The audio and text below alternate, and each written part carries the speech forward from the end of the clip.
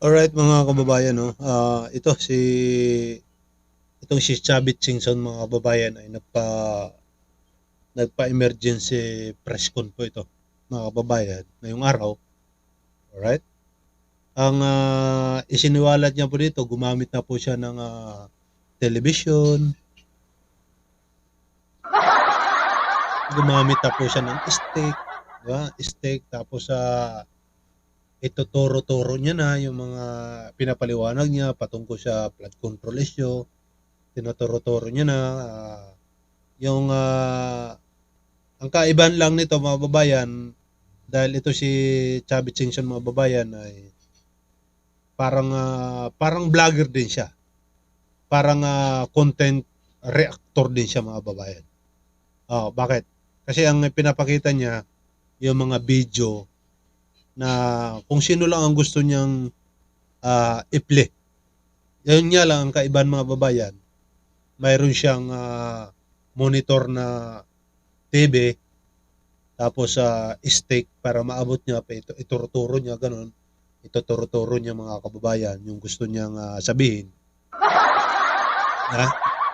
Oh, sa madaling salita mga kababayan, ang emergency press con ni Chubby Singson kanina ay parang walang kwenta.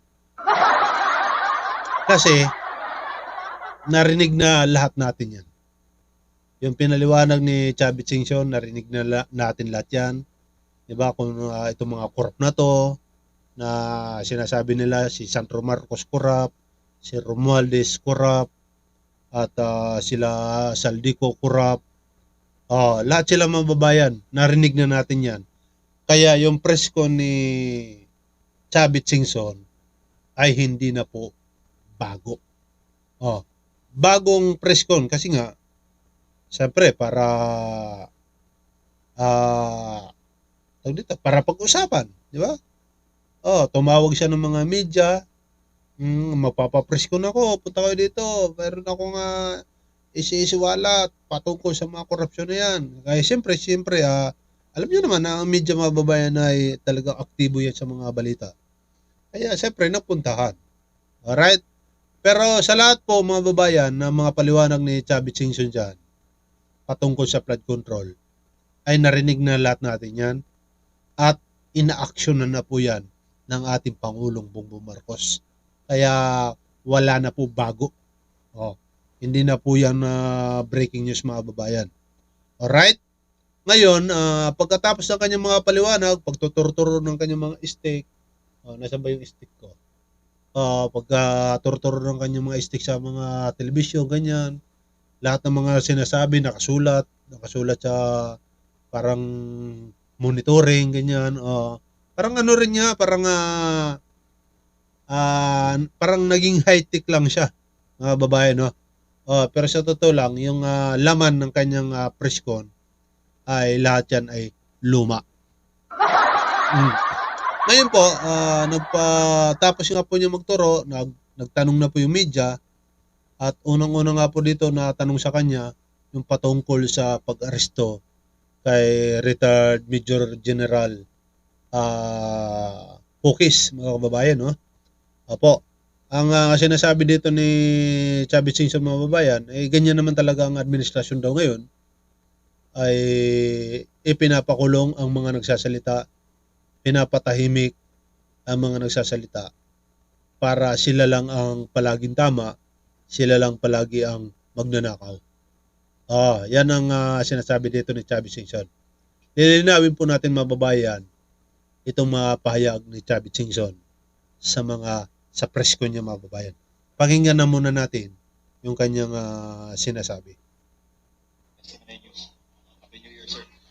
Sir, ngayong morning, hinuli po ng PNP si retired General Romy Bokis dahil po sa mga may panawagan po and may mga criticisms against the current administration.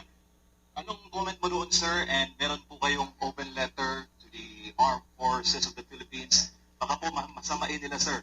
At kailan ginagamit lang po ang mga pulis at taga-military para hulihin who is against them. Kung sino man ang pupunta sa kanila, tinatakot nila, kinukulong. Kaya kinulong na, inaresto si General Pukis dahil nagsasalita na against them.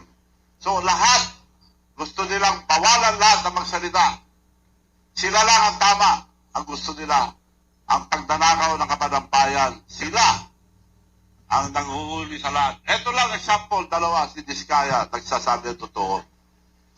Kinulong na. Pero ano mo mga babayan kung gaano ka bias itong si Chubby Singson. Si Diskaya raw nagsasabi ng totoo, ikinulong. Mga kababayan, maliwanag naman sa atin na hindi ka panipaniwala kahit sinuntanga ay hindi mo pwede papaniwalain na itong si Sara Diskaya ay nagsasabi ng katotohanan. Bakit? Alam naman natin mga babayan na ang kanyang pagiging kontraktor dyan sa flood control ay hindi ka po pwede makabili ng 3 beses sa loob ng 1 taon ng luxury cars na halagang 58 million kada isa. Nga? Alam naman natin yan. At napatunayan din po natin mga babayan na mayroon siyang luxury cars. Inamin niya po yan na 40 ng mga luxury cars mga babayan. Tapos si Chubby Singson bilib na bilib pa rin dito kay Sara Diskaya. Ha? Pagdating naman dito kay Pokis mga babayan, siya po ay inaresto dahil sa warrant. 'Di ba? Siya po ay kinasuhan ng inciting sedition at saka rebellion. Kasi nga po mga babayan, ang kanyang pahayag ay lumagpas na sa freedom of speech. 'Di ba? Ang pahayag kasi ng isang tao na pag freedom of speech, pwede kang magmura eh. Freedom 'yun. 'Di ba? Murahin mong presidente, okay lang. Akusahan mo na magnanakaw, sabihan mo na drug addict, okay nga lang eh. Wala sa inyo nakukulong eh. Pero yung maghikayat ka ng kaguluhan para pabagsakin yung administrasyon ay hindi na po yan freedom. 'Di ba? Ano na po yan, talagang panggugulo na yan mga kababayan. Kaya nahuli itong si Pukis dahil sa warrant of arrest. At saka hindi naman yan gawa-gawa. Yan ay isinasampa at ini-issue ng korte. Hindi naman korte si PBBM, di ba? Ibang ahensya yon. Alright? Yung warrant na yan ay galing sa korte. Silang nagperma. Sila nag-issue ng warrant para mahuli itong si Pukis, mga mabayan. Kaya hindi po yun pang aabuso sa kapangyarihan or hindi yun pagsupil sa pananalita ng tao. Yun lang ang aking masasabi dyan mga babayan. Tuloy natin ito. Si Saldico, importanteng witness yan, sinasuhan kagad. Kung papatay yan, wala lang witness. Dapat kailangan natin si Saldico and Sara Diskaya para mag-witness sa lahat ng mga kaso.